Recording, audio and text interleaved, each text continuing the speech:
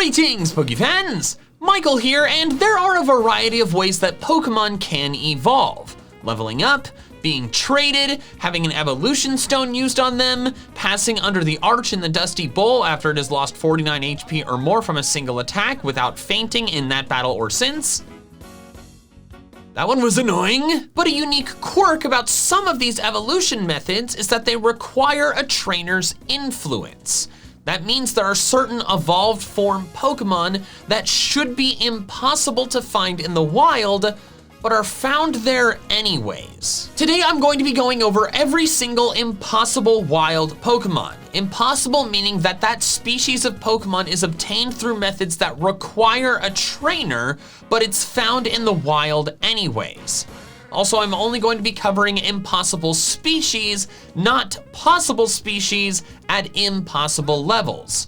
For example, coughing evolves into wheezing at level 35, but you can find level 16 wild wheezing in the burned tower in Crystal.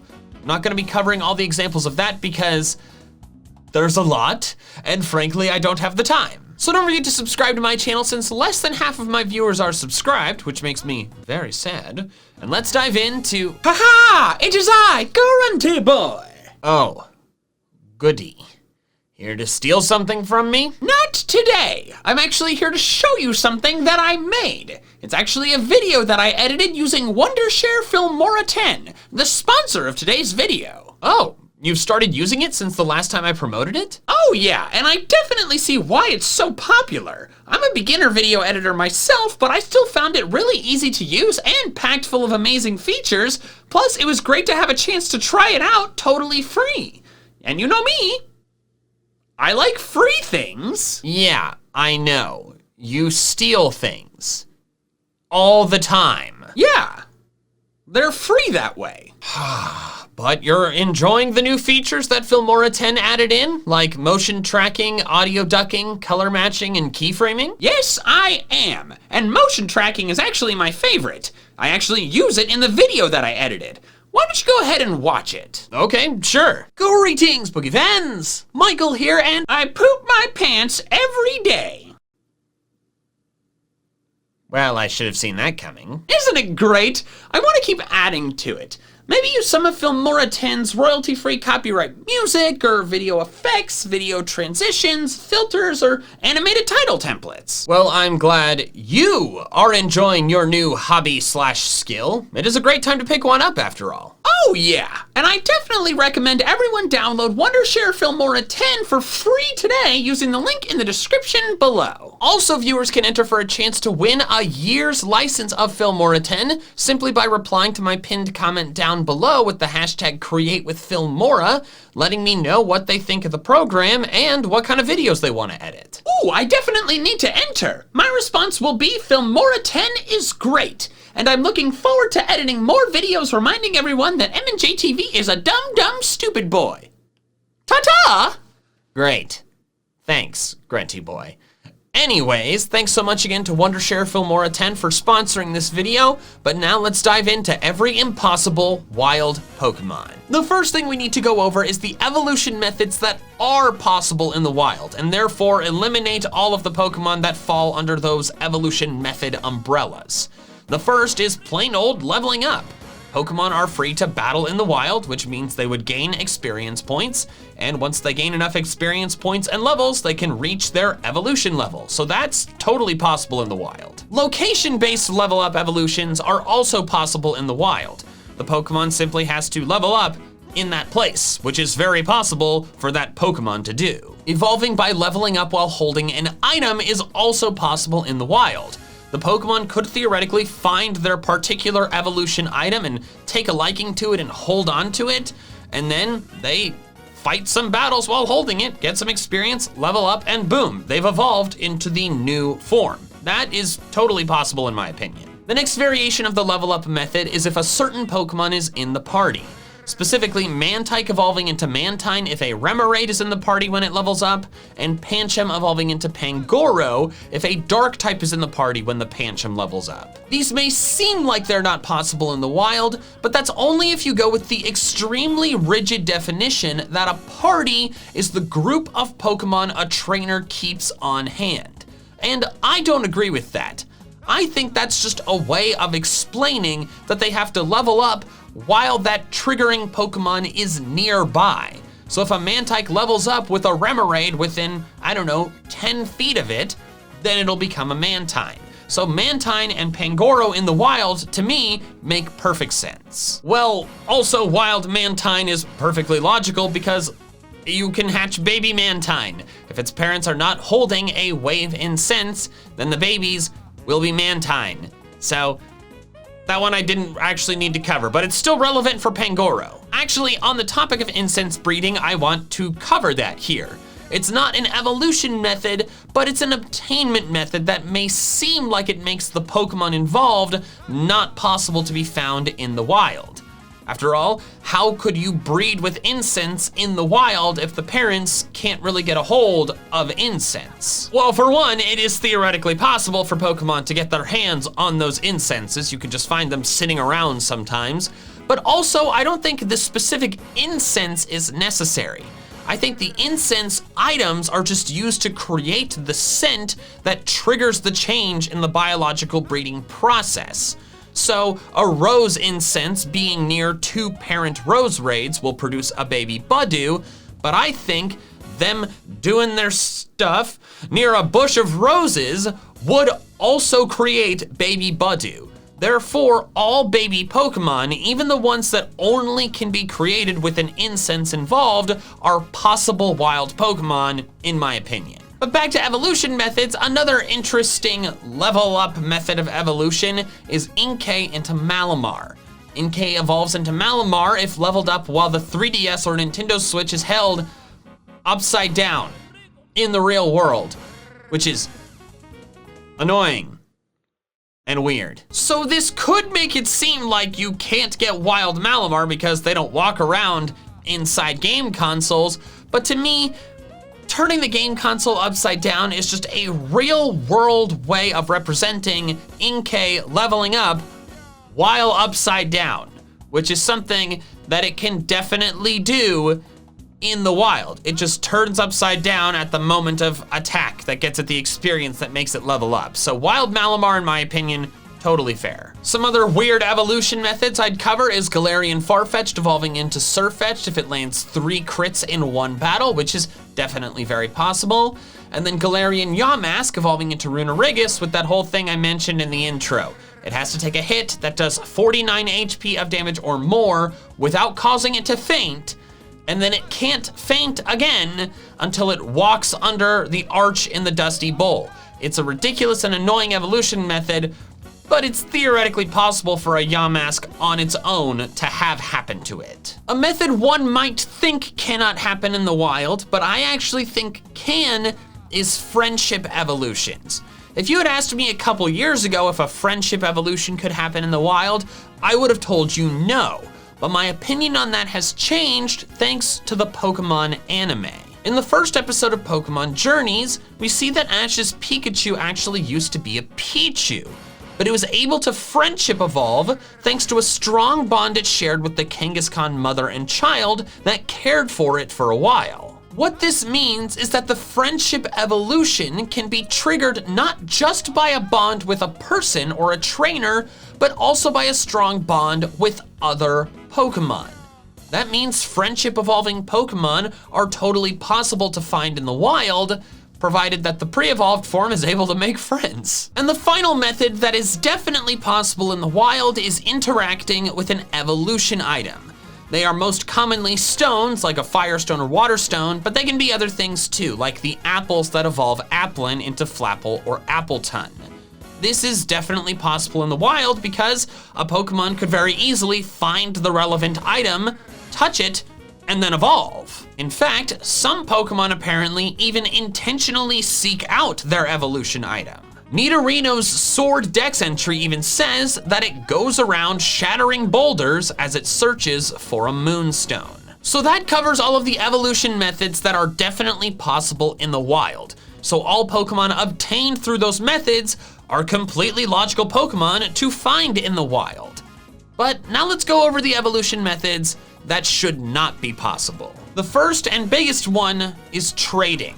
This evolution method absolutely requires a trainer, and in fact requires 2 of them. How it works is that the trading machine and process infrastructure and technology impacts the Pokemon's biology, resulting in its evolution once the trade is completed. However, that infrastructure is not accessible in the wild.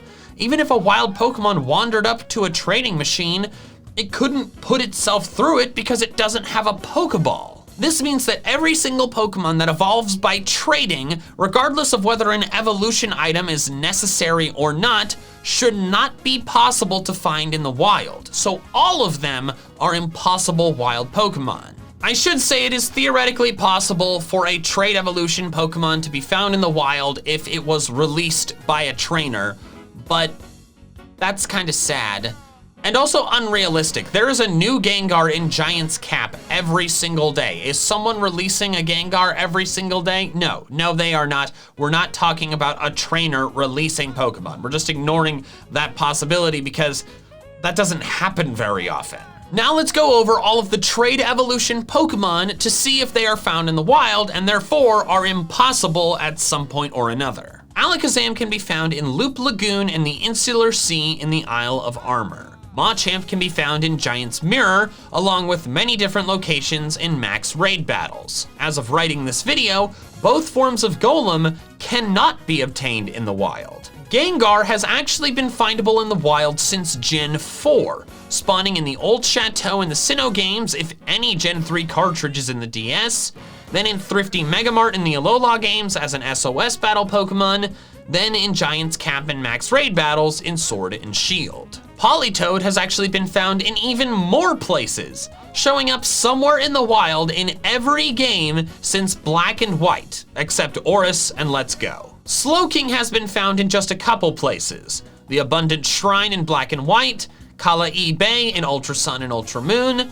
and in the Max Lair as a Dynamax Adventure Pokemon. All of the Max Lair Pokemon can both be rented and found in the wild. So if they're found in the wild at any point, all the Max Lair Pokemon are considered wild Pokemon. Steelix is catchable in the wild in every single Gen 4 game, in Dust Clouds in Black 2 and White 2, and then is both a Max Raid boss and a Wanderer in Sword and Shield, as I'm sure all of us have experienced. Kingdra can be found by fishing in rippling water in all of the Gen 5 games, plus as a raid boss and Wanderer in the Isle of Armor. Rhyperior can be found as a raid boss in several Sword and Shield locations, and as a Wanderer in the Pot Bottom Desert on the Isle of Armor. Scizor can be found as a Wanderer and as a raid boss in the Isle of Armor. Electivire can be found as a Wanderer in the Crown Tundra, the first time it's been findable in the wild, just recently. Magmortar is in the same situation as Electivire, a Wanderer in the Crown Tundra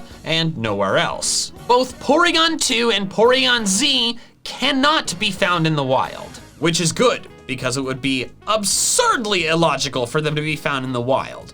They're artificial Pokemon. Huntail and Gorbis can be found in several different games since Gen 5. They're not in Sword and Shield simply because their line is not available in those games. The next Pokemon to cover is Milotic, which is in a strange situation. Prior to Gen 5, this was not a trade evolution. You evolved Feebas by getting its beauty score high enough and then leveling it up. Now, whether or not that is possible in the wild is up for debate. I can see both sides of the argument, but the end result does not matter because Milotic is not found in the wild in Gens 3 and 4, so we don't care if it's impossible or not. What matters is Gen 5 onward, where you evolve Feebas by trading it while holding a Prism Scale. And in these generations, you can find it in the wild. You can fish in rippling water to get it in Gen 5, and then it's a Wanderer in multiple Sword and Shield locations, plus being in max raid battles. Dusknoir was not found in the wild until Sword and Shield, where it's in the Stony Wilderness and max raid battles. Gigalith could also not be found in the wild until the most recent games, where it wanders in the Dusty Bowl and is found in raids. Conkeldurr can be found by using Island Scan on Mondays in Sun and Moon, and then is a Wanderer in a couple different Sword and Shield locations, plus is in max raids. Escavalier and Excelgor are obtained by trading Carablast and Shelmet with each other specifically, yet they are both found in the wild in Sword and Shield. Prior to the expansion pass, they were only in raids, but the Isle of Armor added them as wanderers. Plus, they're in Dynamax Adventures. Aromatisse can only be found in max raids, so fewer locations than a lot of the other trade Pokemon, but still considered a wild Pokemon in my eyes. The same is true for Slurpuff. Trevenant is a trade evolution, but could actually be found in the wild right at its introduction. Most trade evolution Pokemon could not be found in the wild until at least one generation after they were introduced. It is found in the Winding Woods in X and Y, plus in Poképelago in Sun and Moon, and max raids in Sword and Shield.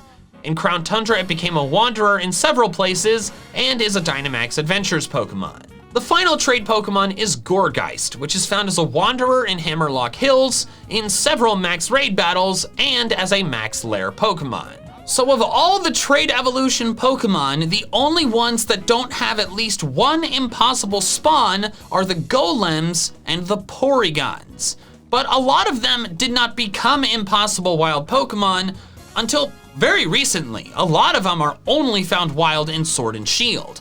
I guess maybe they felt bad for having so many freaking trade evolutions, which are a lot less convenient than the other kinds, but it's illogical and it should be impossible. So that covers all of the trade evolution impossible wild Pokemon, but there are some other evolution methods that I think are impossible in the wild as well that I'll now go over. The first is Pokemon that evolve by leveling up while knowing a certain move.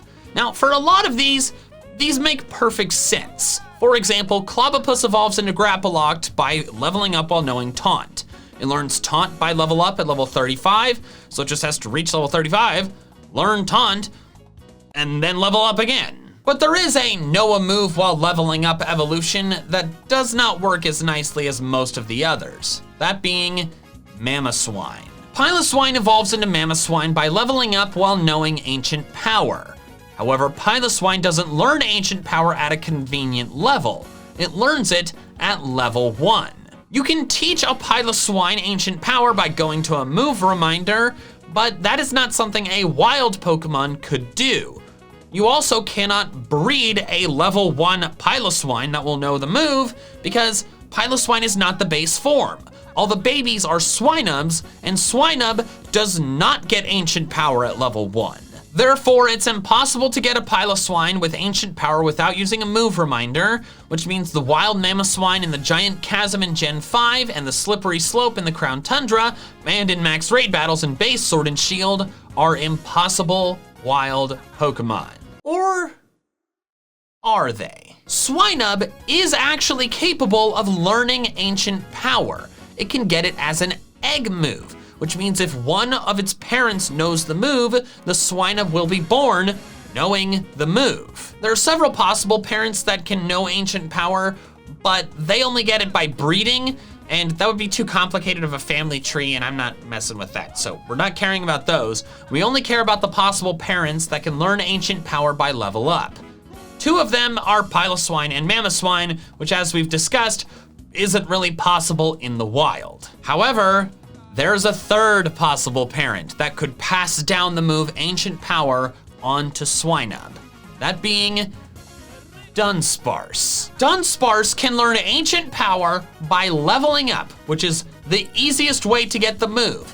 That means that if a male Dunsparce knowing Ancient Power bred with a female Swinub, it would produce a baby Swinub knowing Ancient Power, which could then not only become a Mamoswine itself, but it could also pass that move down onto other Swinubs and create more wild Mamoswine. So in short, all wild Mamoswines are descendants of a Dunsparce, which makes me very happy, and also I'm sure it makes my good buddy Pokemon 7 happy too, because Mamoswine and Dunsparce are two of his favorite Pokemon. The final Pokemon I'm going to cover is Alcremie. Milcery evolves into Alcremie by holding a sweet, then being spun around, the spinning being done by the trainer. This is an iffy one, but I think this makes Alcremie an impossible wild Pokemon. While it could theoretically get its hands on a sweet to hold, I think the spinning has to be done by a trainer. It's done in a particular way, and I don't really know how a Milcery could pull that off itself without the aid of a trainer. Therefore, the wild Alcremies found in max raid battles, to me, are impossible wild Pokemon. So in short, all of the impossible wild Pokemon are every trait evolution Pokemon except the Golems and Porygons, plus Alcremie. Thanks so much for watching, and an extra special thanks to my patrons over on Patreon, who are helping support my channel independent of fluctuating YouTube ad rates. And if you want to help support me in the same way, the link is in the description below. Also, if you want to check out some more of my fun Pokemon content, I recommend these videos here. All right, that's all I have for now. So until next time, big fans. Gotta catch them all.